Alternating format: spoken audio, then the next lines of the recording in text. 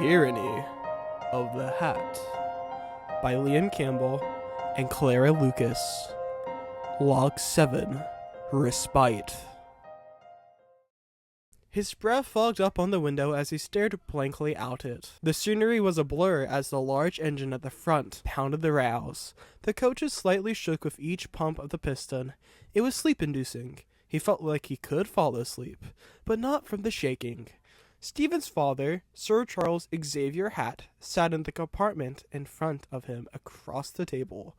Sheets of papers and files scattered up tall on it. Charles was meticulously going over each one, reading it out loud. Stephen didn't listen. He wasn't in the mood for it.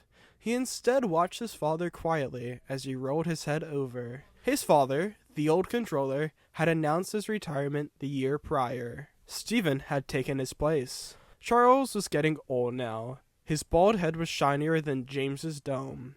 He still wore his hat, but at this moment, he had it sitting next to him. It sat in someone else's seat. Stephen rolled his eyes as she walked in. "Hello, Daddy!" Bridget cheered as she entered the compartment. A tension in the room built between Stephen and Bridget. Charles didn't notice and kept reading the papers. Charles cared for his engines a great deal. Even after retirement, he had come to Teignmouth every day to check up on the engines. Sometimes it felt like he cared more about them than he did for his own children. The engines, of course, had expressed their concerns about Stephen, and soon enough, Charles knew everything. He had said nothing directly to Stephen, and instead would throw snarky comments instead. 3 Class 08s, huh? And an experimental diesel? Experimental diesel? Snapped Stephen. He grabbed the paper out of his father's hands as he read it over. "Oh, yes, the shipping's been delayed. Having, problems getting them moved? Sounds like the engine's lazy," laughed Charles as he finally finished reading the papers and threw them onto the table. There was a silence. They all looked through the window. Rain was pattering on it. The sky was a light gray. The express had just left Kildare and now began to take the gradual incline of Gordon's Hill. The engine in front pounded the rails hard. "Gordon's never ceased to impress me," remarked Charles. "Same with Duck. Hard worker. Was the backbone of Teignmouth for a good 20 years. He was meant to be 7, though 8 suits him nicely." Stephen sighed. He only knew where this was going. "Does a marvelous job on his branch. I've been going to the Little Western to check up on him. Though I can't help to notice Duck isn't there. And instead that diesel I brought on back in the 50s is there instead." Stephen groaned loudly and irritatingly. "Father, Duck is a very hard worker, and a quick one too. I understand that you, have preferences, but I encourage you not to discourage the engines from jobs. He hasn't seemed happy recently, and that 08 can't reach the top speed needed for the service." Stephen said nothing, and instead rolled his eyes. Charles laughed. "You remind me of when you were a teenager. You still act like it. At least someone can tell if an engine is electric or not." He nudged Bridget, who bawled out in laughter. "Listen, he looked electric, all right," whined Stephen. "At least he can tell what an electric engine is now. Though, it'd be nice for a few safe tram engines to be working on the Peel Goddard line." Bridget laughed even more, while Charles wore a large grin. Stephen snorted and folded his arms. Suddenly, the train shook unnaturally. Large amount of steam gushed by the window. "See, it ruins the view," scoffed Stephen. Charles and Bridget didn't make fun of him, though. Instead, they both stood up and tried to see through it, like something was there.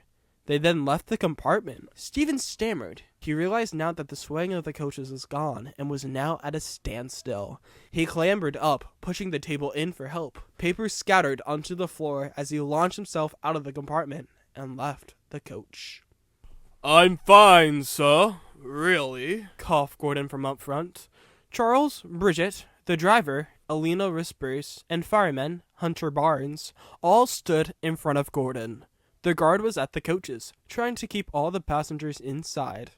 A coach burst open and Stephen tried to step out, but was pushed back by the guard. "I'm Stephen, the controller. Let me through." "Controller? But I thought Mr. Hatt was up there." I'm the new controller. Now let me through, or I'll have your hat for this. And he snatched the guard's hat off his head. The guard waved for his hat as Stephen launched himself out of the coach. He ran up the train, throwing his hat back. The guard caught it, overjoyed to have it back. Oh, Hattie, I missed you. When Stephen reached the front, he was panting, out of breath. He stopped, bent down, and clamped his knees. I'm fine, he panted. But no one cared. They were all going over Gordon. What happened? Finally asked Stephen as he stood up. Rapid loss of steam, remarked Bridget, who was petting Gordon's running board. Rapid loss of steam? Repeated Stephen. Yeah, it's never happened before. You stupid great engine, snarled Stephen as he staggered closer to the tired engine. You're an express engine. Are you telling me you can't pull express trains? Gordon scoffed. Of course I can. I just lost steam pressure. Lost steam pressure? Scoffed Stephen. He then turned to Bridget, looking for someone who knew what lost steam pressure meant. Don't worry, chirped Hunter. Once we get steam up, we'll be off in no time. Yes, but what caused this problem? The crew gave worried glances at each other. Well, started Alina. Since you burned overtime, we've no chance to clean him properly.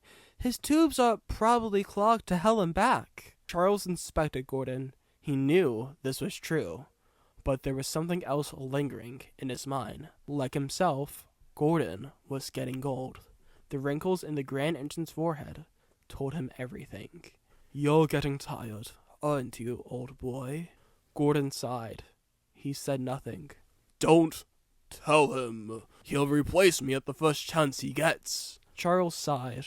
Stephen had overheard too much, though. What's this? Snapped Stephen.